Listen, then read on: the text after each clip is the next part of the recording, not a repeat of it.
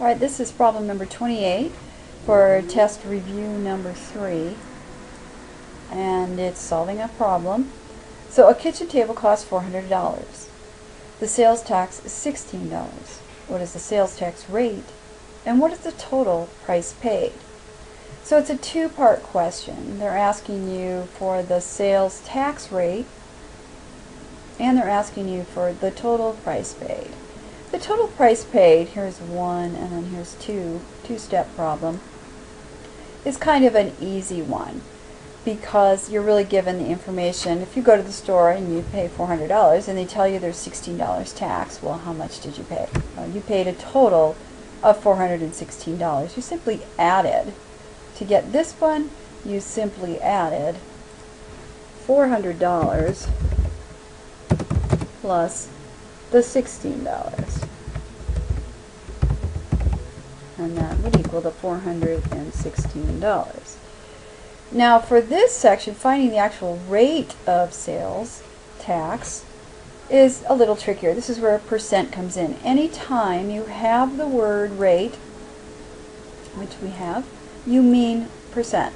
That means finding the percent. We can use the percent proportion equation or just the percent equation. So we're finding part, whole, and percent, the different parts of the equation in both cases. But now it's a different kind of problem where you have to be able to recognize which is the part in a different kind of context and which is the whole in this context.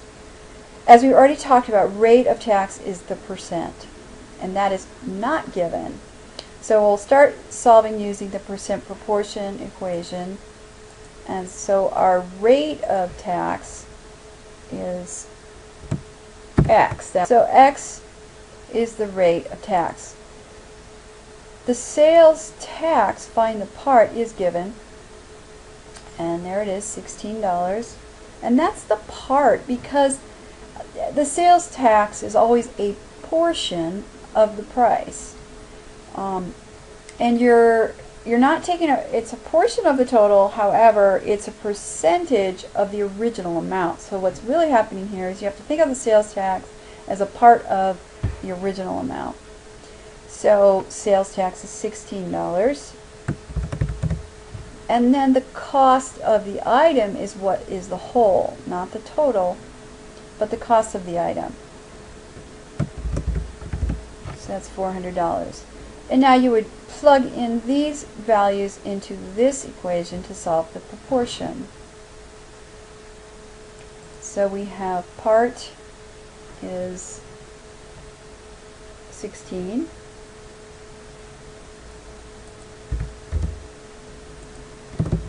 And what we have, no percent, so that's an X. And then we have the whole, which is 400. Have this over 100. And remember, when we're using this equation, our answer is already going to be a percent.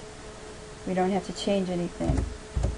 So to solve that, we do our little clever cross multiplication. So this one times 16 times 100 is going to be set equal to 400 times X. So we'll have 16 times 100 equals 400x.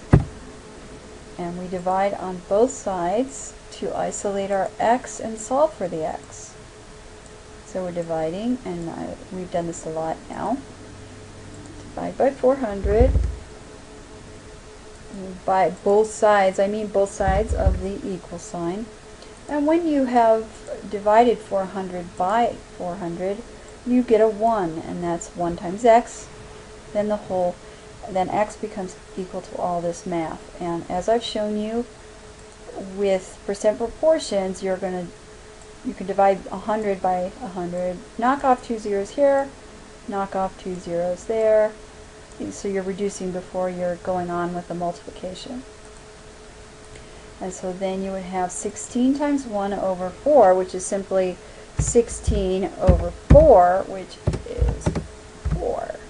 So we have a 4% because we used the percent equation that's already given for us. We have 4% is our answer. Now let's see if it works using this situation here. We take the percent, which is x. So we have x, and we'll put that in parentheses, times the whole, and we have a whole of $400. And we have it equal to the part which is 16. So in this situation we have to rearrange similar to the percent proportion because x is not by itself and it needs to be. So we're going to divide each side by 400, and that will